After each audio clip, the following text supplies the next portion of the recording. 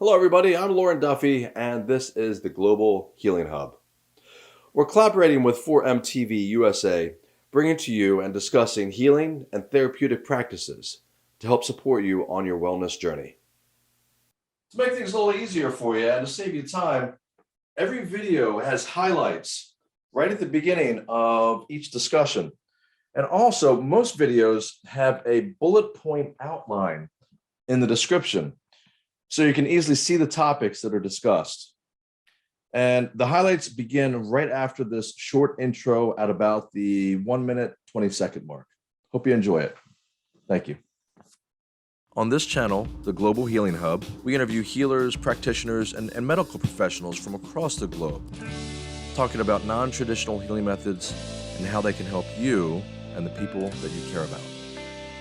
In other words, I talk to mystics, mediums, intuitives, nurses, doctors, therapists, shamans, all discussing and practicing holistic, alternative, and complementary methods for healing.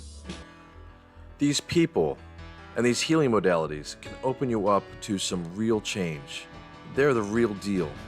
And you can connect with them for a private, one-on-one, remote, or in-person session through the Global Healing Hub website. And we also have wellness products, blogs, podcasts, links, channels, and even workshops. I really hope you will join this growing community and explore your world of empowerment, freedom, and a greater well-being during this global movement. Today we have with us Thomas Moon Eagle discussing Matrix Energetics and Shamanistic practices. We chat about different ways to create shifts within yourself and how to maintain lasting change. Thomas is a healer's healer, and he has a wealth of information to share, so please stay tuned. It's a fantastic discussion. Oh, and of course, don't forget to hit the like button and the subscribe button. Thank you so much. If something is malevolent, which is very rare, but I get the calls for that a lot because nobody else wants to touch it. People's like, oh, that must be really difficult. It's like, actually, that's the easiest thing. I just go, and call in the things that you call in, and they take it right away. When you have something merged with something that truly loves this person with like a really, like gripping kind of love, it's nearly impossible to get them out by pulling. I mean, you have to convince them to go. I think some of the most immediate, like night and day changes I've seen have been when people have had like soul retrieval work done after like an extraction or a depossession, which can sometimes happen instead, which is, it's not as scary as it sounds. I sometimes call that Cowboy Shamanism. So you extract first and ask questions later. And 9 times out of 10, it works. It's like, you don't need to know what that thing's all about. It doesn't belong. While on the 10th time, it did matter, and it's sort of like, that's where it's like, okay, well, if that should ever happen again, where I'm like, why isn't this coming out? That's the time to stop, ask questions, dialogue. Because you're always continually running into something you haven't seen before. That's the nature of this work. Because in doing this work, you get to touch the sacred on a regular basis and bring forth that into someone else's experience in their life, and be, part of a change for them that makes their life better.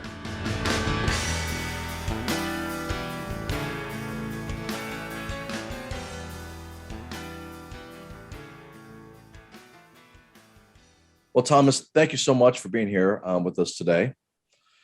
So you are a shamanic practitioner, Yes. Intuitive reader, an artist, a Reiki master, a teacher, and an author. You're also I'll try and pronounce this properly. You might have to correct me. A Sifu of Southern Chinese Tai Chi. It's Sifu. Sifu of Southern Chinese Tai Chi. So you're also a minister in the Order of Melchizedek, as well as initiated as a 4th level Andean priest. Yeah, that came as a surprise to me too. Okay. Yeah. Yeah, that's very interesting. And you currently live in Kentucky. Yes. So you work with, well, you work with many different modalities. One I know very little about is Matrix Energetics. Mhm. And so you also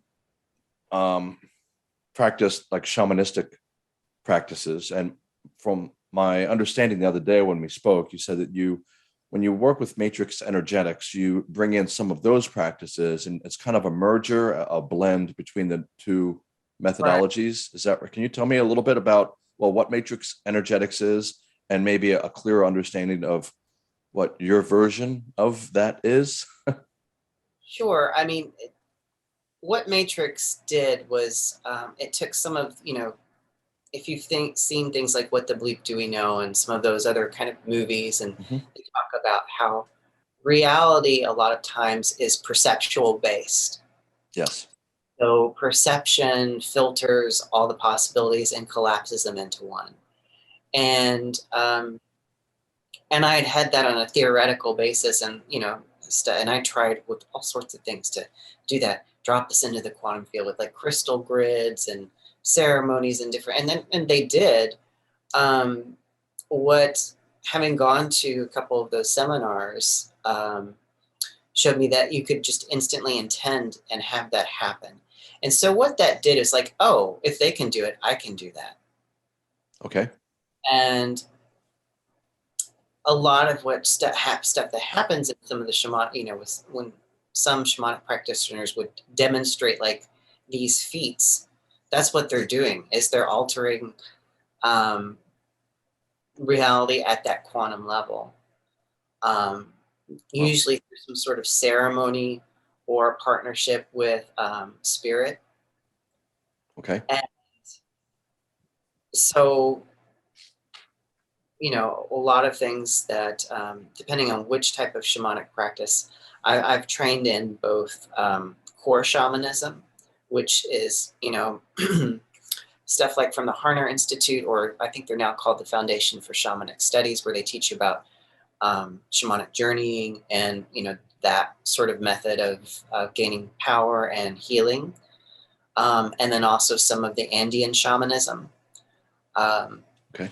Where you work with a lot of ceremony and stones and sacred objects. They also do a lot of stuff like tracking, where they look at somebody and they track like little things, and that was very similar to some things with Matrix. Was because they tell you just try not to like be into, just go and look and see what you notice, and it was like almost exactly the same as Okay. what the Gotcha. shamanic tracking. And so that's one thing that I'm like, I'm very usually reserved to like, oh, I'm really good at this. But that's one thing I actually like will say to myself, you're actually really good at tracking. Okay. And people are like, well, so how psychic are you? And I'm like, I'm psychic enough to get the job done, is how I like to put it, but not so psychic that it gets in the way, I think. Okay. Fair enough. Because I do know a lot of people that their psychic senses are annoying to them, you Right. know. So it must be like an overload almost. Yeah. Yeah. So what is the basics of Matrix Energetics? And forgive me if I kind of missed the message, but I'm trying to get a better understanding of It, what that is. collapsing the wave function, the quantum, wave, particle, wave, and but changing it from what it is right now into a different state. And to do that, you sort of drop out of the head awareness, you go into the heart, which is very similar a lot to a lot of states of consciousness. Um, like I'd say when I go into bringing forth like a spirit that wants to come forth to do healing work and wants to move through, like I Okay. have to just like get out of my head. Right. So it's similar in that way. So like I said, it's like for me, it's like so when do you do metrics and when do you do this? I'm like it's not really one or the other. It's sort of kind of all melded A together merger. Yeah. into a soup, and sort of like once you've made soup, you can't unmake the soup. Uh, Okay. So it's all like mixed together in a weird way. But, that idea of going in here and sort of letting go and just noticing, go where you're drawn, investigate that, ask questions, and then, ask like, well, what else can be, and see what shows up. And I mean, that sounds really basic, but I mean, that's what's going on. I mean, that's the basics of what's going on. And people like, well, what's the technique? I'm like, it doesn't really matter what the technique is. The basis is to get into the field of the heart, which connects to larger fields of possibility. Because the heart field's a lot better than the field of the mind. Right. And it's a mirror of the Earth's magnetic field too. So it's sort of like macrocosm, microcosm. So what happens is like, you can access what they call the void, or some people will call the 0 point field, or the Akashic field is another term for it. But that place where all things that exist, have existed, will exist, or can exist are. So, and that includes alternate universes, alternate timelines, the all that stuff. And then you can kind of just go in and shift it. Yeah. Now, it can also shift back too. So you have to be creative with it. I see. Yeah. So I guess that's kind of the key is making that change, allowing it to be a lasting change, or I guess, do you have to like create a shift that's significant enough, that's captured enough, let's say, onion layers and surrounding the issue of other onion layers to allow that to be a lasting change? Or how do you make something from a temporary change to a lasting change? How do you create that dynamic? Right. Well, like with anything in our life, it's sort of like building a new habit. Okay. So you start, with that initial shift. You're like, okay, now what is different? You start by locking in, by giving your perceptual awareness to that, and start doing things that reinforce that. Okay. And that could be ceremonial. That could be, physical. Like, say, okay, I'm going to, as part of this, I'm going to, take a walk and do this every day. Just, altering that so that becomes the new reality. And so I'll tell you that. So this past weekend, or I guess about a week ago, I had 2 different sessions done to me. One was Akashic work. It was a little 15-minute session.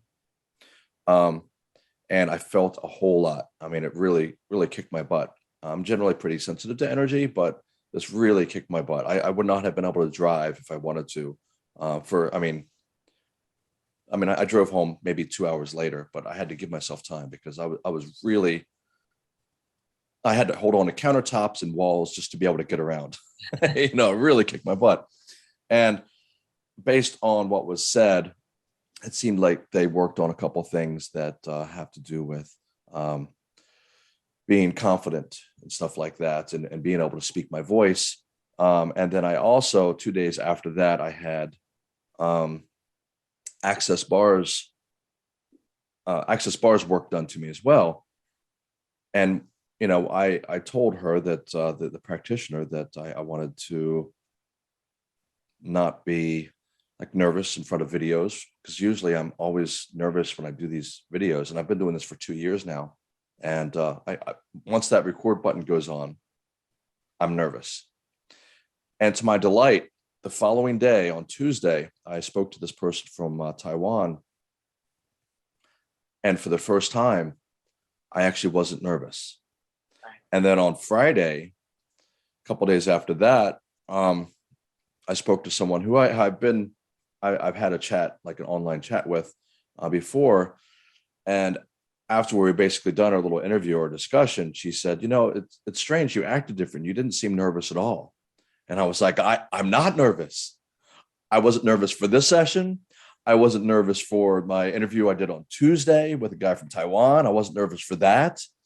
And quite honestly, I'm not nervous right now. And that's fantastic. So I'm 3 for 3. And so the reason I bring this up is because I want this to be lasting change.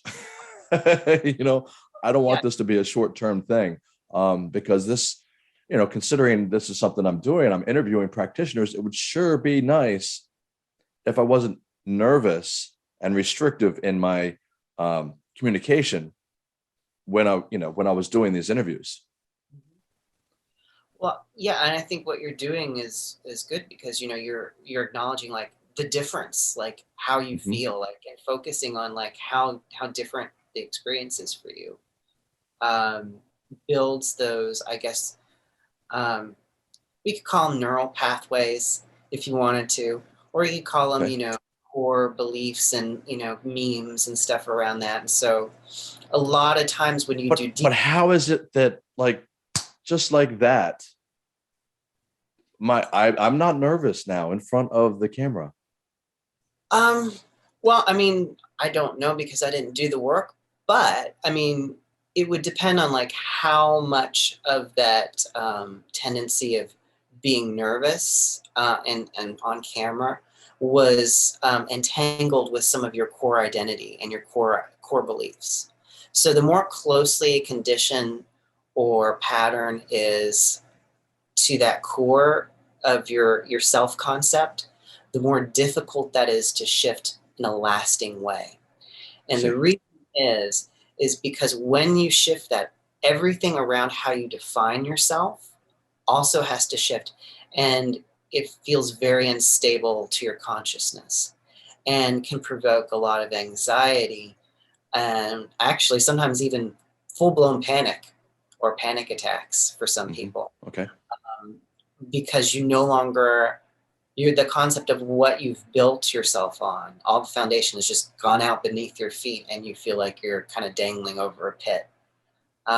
So if you have something that's been troubling you, but it's not really you haven't associated your identity with it, that's a lot easier to shift and to not, and to not come back. Okay. And the other thing one of the things the shamanic path has helped is that, you know, there's this idea and that you can shift anything in Matrix Energetics, and that may be true, but that might not be true for everybody, because, you know, again, that idea of entanglement, how entangled are we? How much of this defines ourselves, and how willing are we to let go of that? Because there were people that used to say, well, does that mean I can diddle with my genetic codes and make myself immortal? And I was like, I won't say it's impossible, but it would certainly be extraordinarily difficult to pull off, because we have so much reinforcement about the state of mortality around us. Everything in our culture is geared either towards staving that off, forgetting about it, pushing it down, or dealing with the consequences of being mortal. And isn't there are ties to, like, the collective consciousness, right? Is that correct? So let's say that you as a soul, as a being, you like 100% believe that you could live to be 150 years old or 200 years old. Sure. But you are tied to this collective consciousness, which has a very different message. Right. So doesn't the reality of the collective consciousness, unfortunately, also strongly rub off on our individual reality? Sure. And, you know, that's where we run into, a lot of blocks when we do stuff. And I'm like, that should have worked. Why didn't that work? Okay, well, what block am I running? You know, what invisible walls from my paradigm am I running into here? Because your paradigm is essentially, you don't see it. It's sort of like the fishbowl. They don't see the edge of the bowl. They just, they're in the water. And then they bump up against this invisible surface to them that they can't get past. And that's sort of like, what are our perceptual filters that collapses our reality into a stable form? The other issue with that is, like you're saying, that collective, because we do not operate in isolation. We are a communal species. I talk about consensual reality, which we have to absolutely have. We have to be able to agree on, what's actually going on in order for us to operate together. And if you lose that, it's insanity. It's just like one person's yelling something, fire, and it's raining inside the building, but there's no fire. Okay. So, I'm like, reality is moldable, reality is bendable, it is shiftable for sure.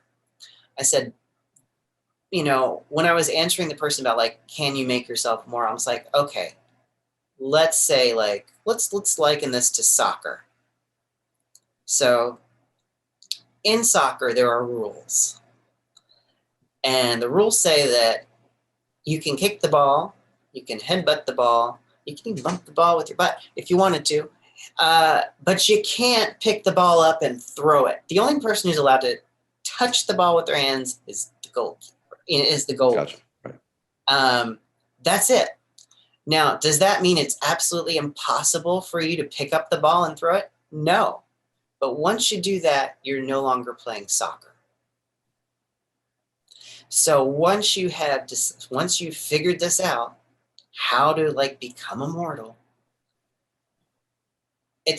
you're no longer playing the human game.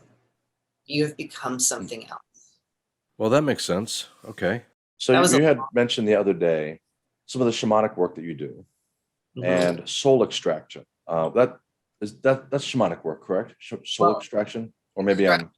And soul retrieval. I would not retrieval. Okay. Okay. So soul retrieval, which is shamanic work, and you mentioned something along the lines of you might not be able to recognize, quote unquote, you afterwards. That sometimes it does create a significant shift. Yes, it does. I think some of the most immediate, like night and day changes I've seen have been when people have had like soul retrieval work done after like an extraction or a depossession, which can sometimes happen instead, which is, it's not as scary as it sounds. Okay. Rarely is it scary. Extraction usually means that you've got like stray energy that's coming from the environment, in a place that you have an opening in your field because part of you has, been flung off into the cosmos due to some sort of traumatic or shocking thing that just, part of you is like, oh, I'm out of here. Okay. Nope, this is not for me. I'm gone. And it can be something like a sudden, like a car accident, or something happens in your family, a loss of a job, anything that really just shakes you up and like puts you in a place where you can't deal. Okay. And part of you may just like go. So you can just kind of fragment. Yeah. In a sense. So, and then, nature is not like a vacuum. So there's a space, there's energy floating around in the collective. It's like, goes right in. And, a lot of people like will, say stuff about that energy. Oh, this evil thing that's in you. I was like, a lot of times it's not really even conscious energy. It's just like background emotional, crud. Okay. Or, it's, like an insect infestation almost, kind of like, the insects aren't evil out to get you or anything. They just saw an opportunity and took it, that's what they do. Gotcha. And so you take that out, clean that up, and then find and invite that piece back in to reintegrate into the whole. Depending on how long it's been, though, you may have veered off in a very different direction. And this is more true with like a depossession where the energy is actually a consciousness that has come in and taken up residence. and has sort of intertwined and entangled a bit with your own persona and identity. When that happens, that's a little bit trickier because you remove that and you will feel different. Wow. And then when you bring yourself back, it may feel almost foreign depending on how long that other consciousness has been merged with you.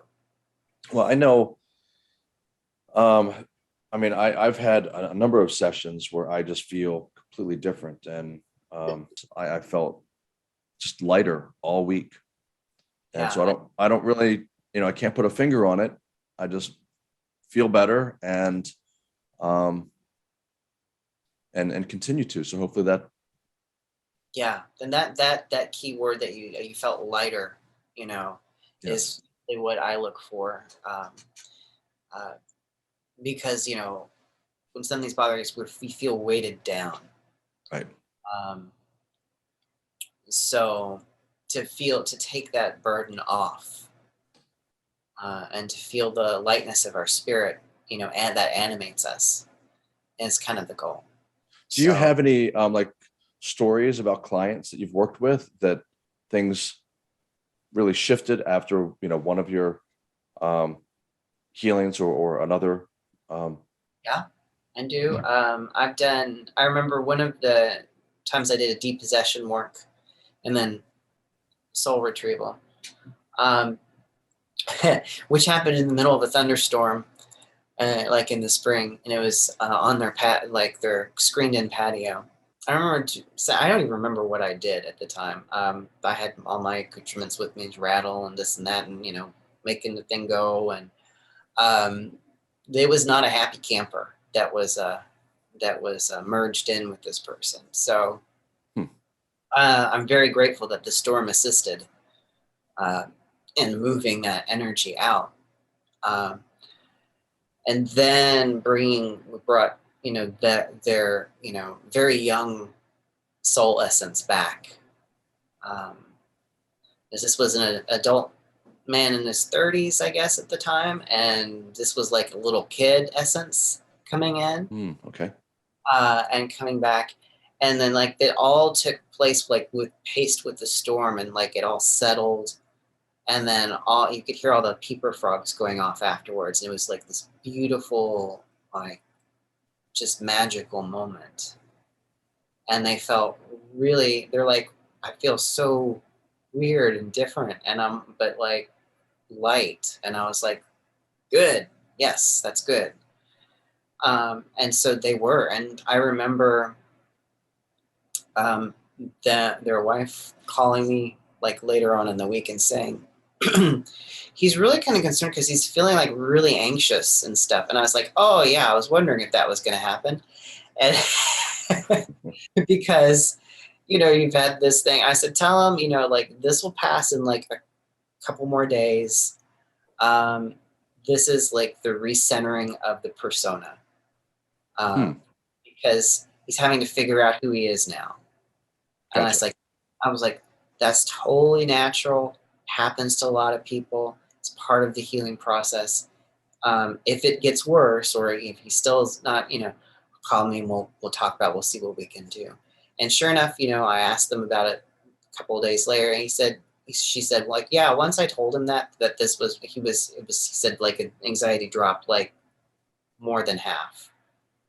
And then that continued on its way. And so I find that letting people know that they may be feeling just a little unsteady for a little bit, and like to plan around that and to do things that are going to bolster your sense of being here, and being in your body, and that being okay, Right. is a good thing. Um, So how do you go about finding that little piece of you, that little piece of your soul, I guess, or your energetics that split off years ago, and kind of assemble it back into the body or sure. energetic field? Well, I have two different shamanic teachers that do it two different ways, and I do it neither of those ways. Okay. This is where I do that tracking thing where I'm like, where is it? And I just kind of center, and I pull it in. I sort of put out the call.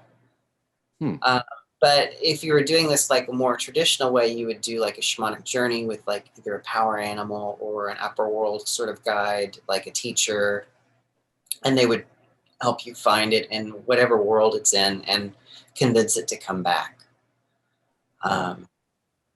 So, and sometimes there's negotiations that have to happen with that to come back. And sometimes there has to be negotiations with something that you're trying to extract. So that can happen too. I once had somebody who had an ancestor that had tried to merge with them as a very young child.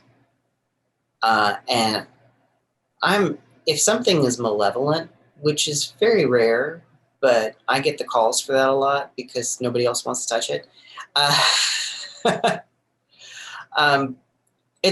People's like, oh, that must be really difficult. It's like, actually, that's the easiest thing. I just go, and call in the things that you call in, and they take it right away.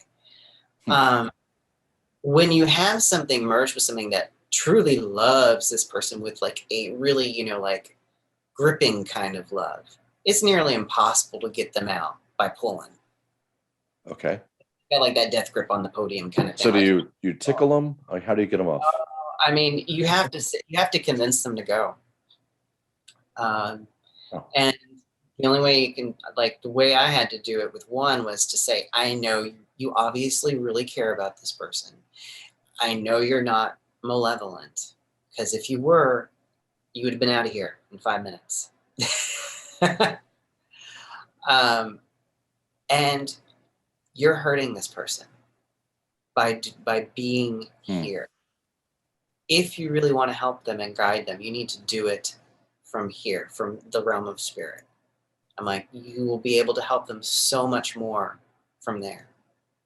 And they slowly started like I'm not trying to banish you from their life. I'm just saying where you are in their life is not helping them at all. And that slowly, by talking to it, which if I had done to start with, after the first round of trying to pull it out, would have made that session a lot easier and a lot smoother and a lot less long, because it was like a 3-hour session. It's like, oh, fine, I'll talk to it now. I see. That's so interesting. And so I sometimes call that Cowboy Shamanism. So you extract first and ask questions later. And 9 times out of 10, it works. It's like, you don't need to know what that thing's all about. It doesn't belong. While on the 10th time, it did matter, and it's sort of like, that's where it's like, okay, well, if that should ever happen again, where I'm like, why isn't this coming out? That's the time to stop, ask questions, dialogue. So because you're always continually running into something you haven't seen before. That's the nature of this work. Yeah, I mean, it's an interesting world. I mean, it's very fascinating. I have a shaman that I go to for, well, it's been a little while since before COVID and all of that, but and many of the things you're talking about, which I might add is all very strange in my world, is stuff that he talks about, and I find it very strange when he talks about it. But what you two are saying, the stories are very consistent with one another, and and it's very curious. I mean, I see real change with this sort of stuff. I mean, like I said, last weekend, I had work done with my Akashic records. I don't understand any of that. I have a hard time like believing in it. And yet I obviously got some real change as a result of it. So, that's kind of what this program, Karma Hubb, is all about. Just, you got to try something different.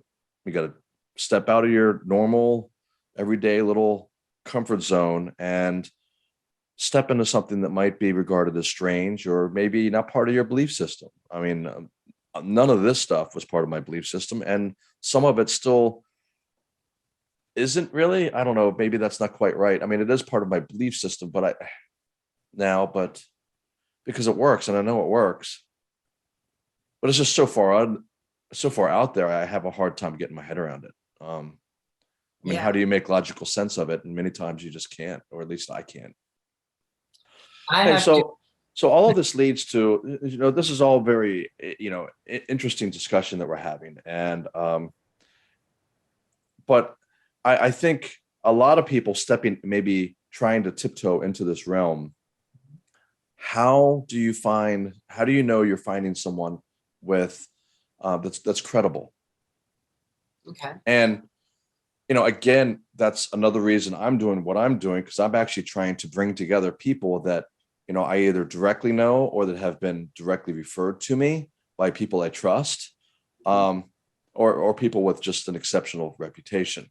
But as a general rule, how do people know that this person's going to help and is the real deal versus someone that uh, might screw some stuff up? Right. And or I will, just take the money? or just take the money. Yeah, that does happen. Now I will say this: you can be the best intention and still screw up. I mean, Okay. because as I say, you meet something that you never encountered before a lot. And so for that, it's sort of about, you know, look at how I would say, look at how they behave. Both of my teachers, uh, one of the things you could, like the first word that you think of is respect. And so they create spaces of respect. So they're But not, yeah, but you're kind of in this realm. You're out shopping from from an educated person's standpoint, right? okay, Shopping for a teacher, so to speak. If someone is really dipping their toe into this for the first time, do they go to Yelp? no. Where do they go? How do they, where, I Uh, mean, I would if, say come to Karma Hub. That's where you should go. But uh, um, A is, has anyone worked with this person? That's people that you personally know and personally trust their ability to assess. okay. Um, Also, I look at, what do people claim? Um, because if somebody is claiming, what I tell people is like, I can deliver weird any day of the week, anytime, any place. I can deliver weird. Can I deliver this specific one little thing that you say that you want to happen in your life? No. And the reason I say I can't do that is because I don't know. I don't know what the circumstances are of your life without meeting you. And I have to give up control to do the work that I do. So if you are dead set on this, I'm like, I'm not the one in control of that when something else is moving through. And that power may decide, no, not for this person. Right. It's not in their best interest. It's not for the Right. highest and best. So, because I know I'm not omniscient. So I don't know. I try my best to help people when they show up. Sometimes what people think they need is not what they need. Um, and at the same time, I do try to deliver what you came there for Right. because I try to be helpful. Um, so when you see someone claiming that they can do just about anything for any person at any time and I'm like, yeah, that's a big red flag for me. And so there are I think the Foundation for Shamanic Studies has like a list of practitioners in different areas. And I think also the Four Winds Society does as well. I see. Those are people that have gone through, a certain amount of training programs.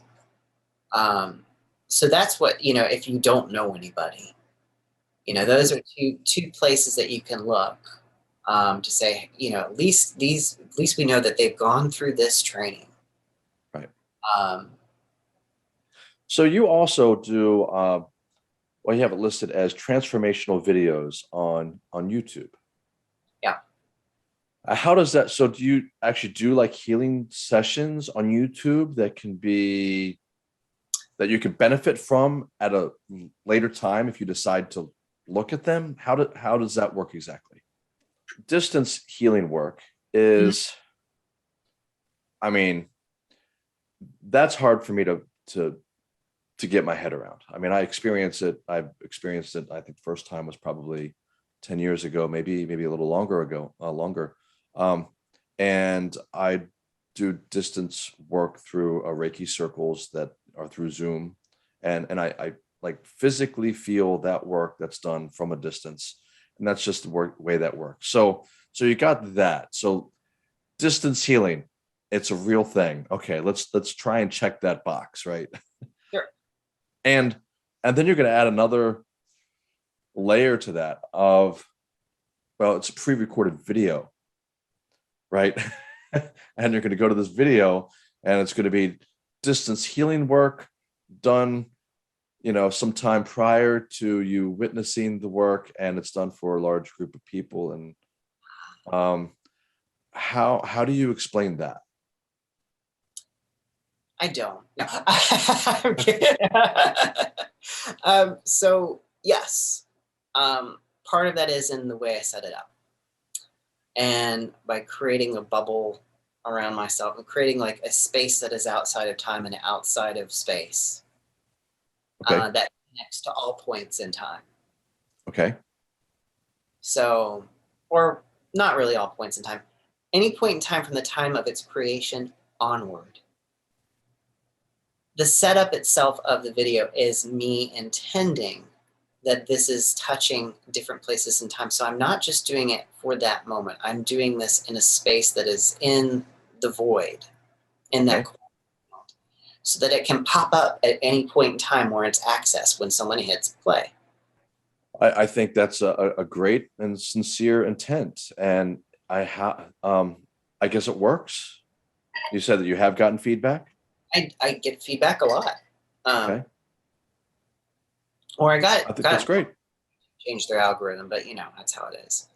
So I haven't looked at your YouTube channel specifically, but I have seen others who make a very similar claim.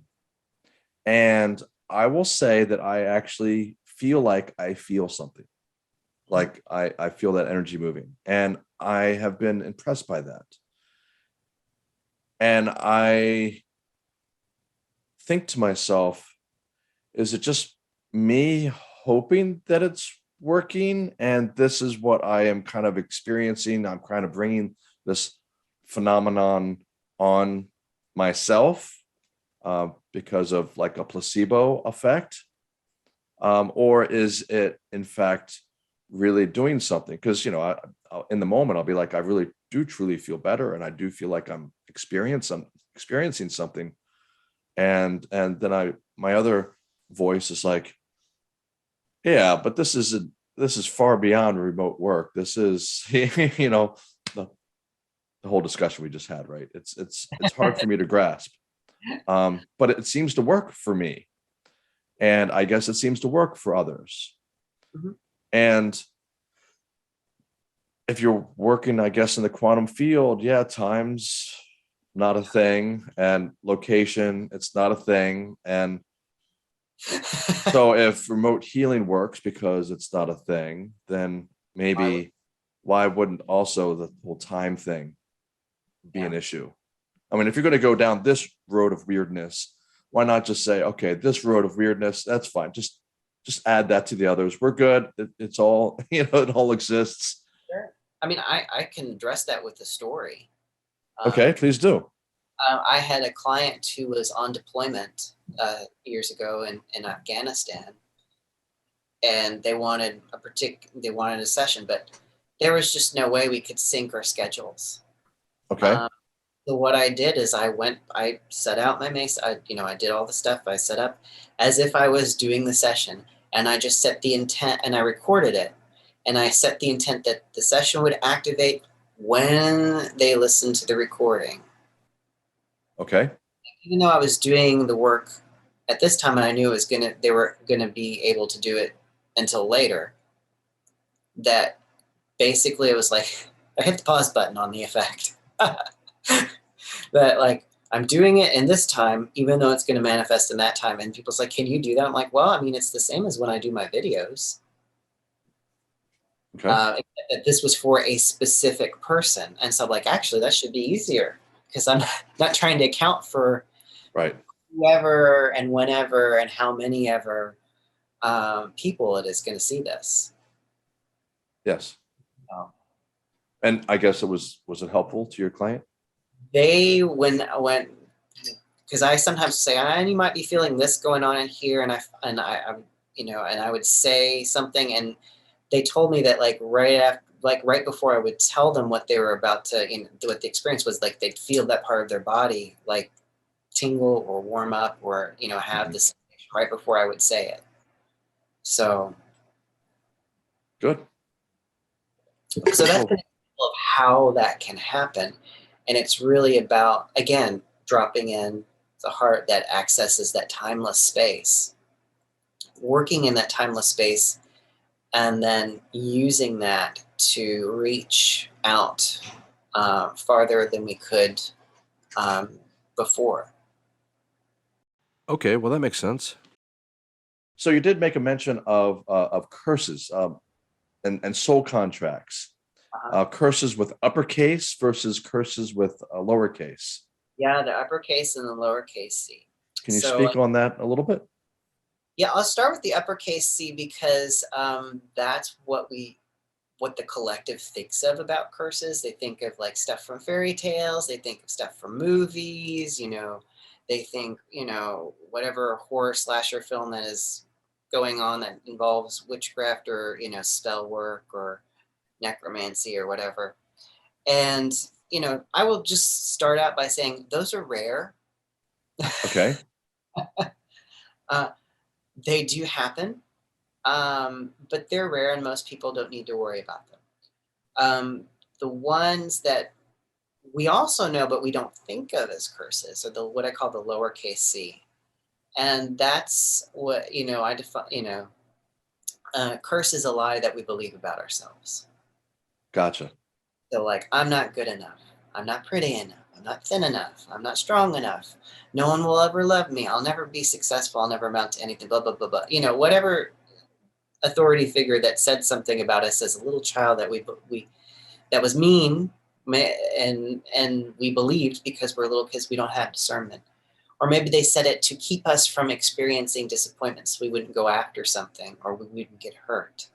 Mm-hmm. So a lot of curses are not the little whisper in the ear that grows to be a large right, because then we build our self-concept around it.